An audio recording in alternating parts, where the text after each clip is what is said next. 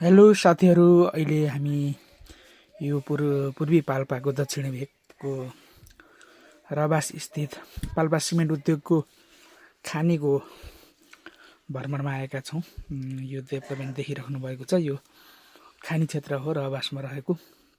यहाँबाट थुप्रै चुनढुङ्गाहरू चाहिँ उत्खनन गरेर रूपन्देही स्थित पाल्पा सिमेन्ट कारखानामा लगिएको छ र अत्यन्त मनोरम वातावरणले भरिपूर्ण यो पूर्वी पाल्पाको पनि यो दक्षिणी भाग साबिकको रहबास गाविस हालको माथागढी गाउँपालिका अत्यन्त रमणीय ठाउँ रहेको छ। डाँडाकाँडाहरू, हरियाली, जङ्गल, वन जङ्गलहरू र विशेष गरी यहाँ चाहिँ धेरै मात्रामा ढुङ्गाहरू, विशेष गरी चुनढुङ्गाहरू चाहिँ यस क्षेत्रमा चाहिँ उपलब्ध हुने गर्दछ। यो महाभारत रेन्जमा अलिक ठुल्ठुला अग्ला पहाडहरू र त्यसमा चाहिँ ढुङ्गाले चाहिँ बनेको यो प्राकृतिक रूपमा अत्यन्त रमणीय स्थानहरू रहेको छ र बिचबिचमा थुम्काहरू पनि रहेका छन् र ती थुम्काहरूमा चाहिँ फेरि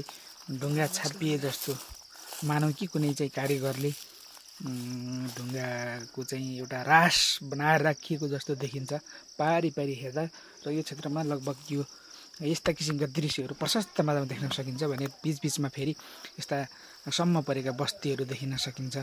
सम्म परेका चाहिँ ताल सुकेर बनेको उपत्यका जस्तो साना उपत्यकाहरू पनि यस ठाउँमा देख्न सकिन्छ। र त्यहाँ जानका लागि अलिकति यातायातको हिसाबले, बाटोको हिसाबले अलिकति असहज भए पनि त्यता पुगिसकेपछि फेरि एउटा स्वर्गमा आए जस्तै अनुभूति हुने गर्दछ। र यो चाहिँ तपाईँले देखिरहनु भएको यो खानी क्षेत्र हो। अहिले यो क्षेत्रमा चाहिँ उत्खनन भइराखेको छ र निकै ठुलो परिणाममा चाहिँ यहाँबाट ढुङ्गा गिट्टीहरू निकालिएको हामीले देख्न सक्छौँ। र यी नै मनोरम दृश्यहरू हेर्दै हामी अघि बढ्दैछौँ र यो क्षेत्रमा चाहिँ पर्यटनको दृष्टिकोणले अत्यन्त सम्भावनायुक्त स्थानहरू देख्न सकिन्छ। प्रशस्त मात्रामा ढुङ्गाहरू पाइने, ढुङ्गाहरू पनि अलिकति आयताकार स्लेट टाइपको ढुङ्गाहरू, चाक्लो ढुङ्गाहरू चाहिँ उपलब्ध हुने भएको हुँदाखेरिमा यसले पनि फेरि सौन्दर्यता त्यसै पनि बढाइरहेको छ। यो ढुङ्गाले गर्दा पनि यहाँको थप सौन्दर्यता बढाइरहेको छ र बिना लगानी यो मनोरम सौन्दर्यलाई चाहिँ पर्यटन विकासको रूपमा यसलाई जोड्न सकियो भने पक्कै पनि यो क्षेत्रलाई चाहिँ विकासमा थप टेवा पुर्याउन सकिन्छ जस्तो मेरो व्यक्तिगत विचार लाग्दछ।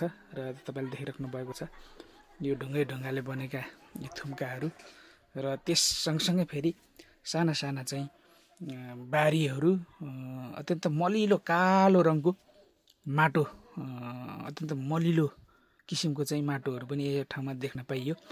त्यस कारणले मलहरू नराख्दा पनि अत्यन्त कालो तलैया माटो भनिन्छ क्यारे जहाँसम्म, त्यस्ता माटोहरू रहने र यसमा चाहिँ विशेष गरी यो मकै, त्यस्तै गरी पिँडालु, त्यस्तै गरी यो अदुवा खेतीहरू गर्नका लागि अत्यन्त उपयुक्त हुने गर्दछ। र पारी हामीले तल फाँटहरू पनि देखिरहेका छौँ। जिम्नाले यसो स्विटवाला सबैलाई छ कि होसै बाँच्नु चाहिँ हान्ने लस्टङ चाहिँ हान्ने होसै लस्टङकै भएको छ एउटा मुख मिठा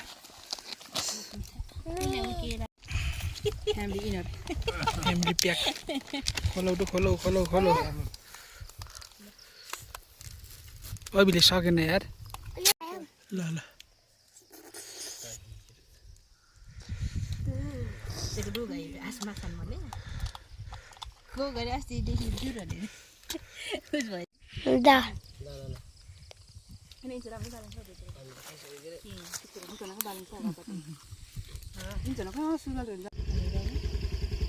यसो गर्दा चाहिँ गजब आउँदो रहेछ यो। यस्तै मनोरम दृश्यहरू हेर्दै हामी विभिन्न स्थानहरू, विभिन्न बस्तीहरू हेर्दै घुम्दै फिर्दै हामी बिस्तारै बहादुरपुरतर्फ अगाडि बढ्दैछौँ। यो अत्यन्त मनमोहक बारीका पाटाहरू र त्यसमा उम्रिएका मकैका बोटहरू हेर्दा हेर्दा हामी फेरि एउटा हरियो चौरले भरिएको डाँडामा पुग्यौँ। उतै हरियाली हरियो डाँडामा यस्तो छ एकचोटि अवस्था नबिसाइकन एकचोटि नबसिकन हाम्रो चित्तै बुझेन। त्यस कारण हामी यहाँ बसेर हामी लगभग 20-25 मिनट फोटो खिच्नेदेखि लिएर भिडियो बनाउनेसम्मको कामहरू गरिराख्यौँ। र यो ठ्याक्कै रबास झडेवा बाटो यो चाहिँ छेउमा यस्तो रहेको छ। भेडी चौतारी जस्तो छ यार, रहेको छ भेडी चौर जस्तो छ यो चाहिँ। भेडी गजब छ, जस्तो भेडी चरण भेडा चराउने खर्क जस्तो अत्यन्त आकर्षित चरण जस्तो क्षेत्र रहेको छ। र हामी बिस्तारै चाहिँ अगाडि बढ्दै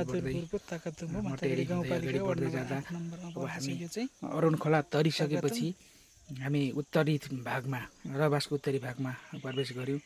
यहाँ चाहिँ बहादुरपुर क्षेत्र पर्दछ र हामी उत्तरी भेगमा उकालो चढेर हामी माथि बहादुरपुरको डाँडामा पुग्यौँ। बहादुरपुरको बस्ती पनि फेरि लगभग उस्तै रबासको जस्तै भूगोल रहेछ यसमा। यहाँ पनि माथि चाहिँ माथिबाट स्टेप बाई स्टेप डाउन हुँदै तल चाहिँ खाल्टो पर्ने एउटा पोखरी अथवा इनारको सेपमा चाहिँ यहाँका भूगोलहरू देख्न सकिन्छ। रबासतिर पनि लगभग त्यही स्वरूपको भूगोलहरू देख्न पाइन्छ भने यो बहादुरपुर क्षेत्रमा पनि त्यस्तै भूगोलहरू देख्न पाएका छौँ।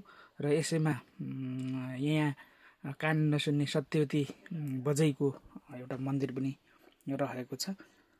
यो मन्दिरमा पनि पोखरीमा पनि हामी घुम्यौँ र यहाँ पनि उस्तै किसिमको ढुङ्गाले छापिएका थुम्काहरू, त्यस्तै गरी यस्तै प्राकृतिक दृश्यहरू हेर्दै हामी जल्पा हुँदै हामी घरसम्मको यात्रामा तय गऱ्यौँ। र यसपालिको हाम्रो भ्रमण यति नै सकियो। फेरि हामी अन्य भिडियोहरू ल्याउँदै गर्नेछौँ। त्यति जेलसम्मका लागि हामीलाई बिदा दिनुहोस्। हस्त नमस्ते।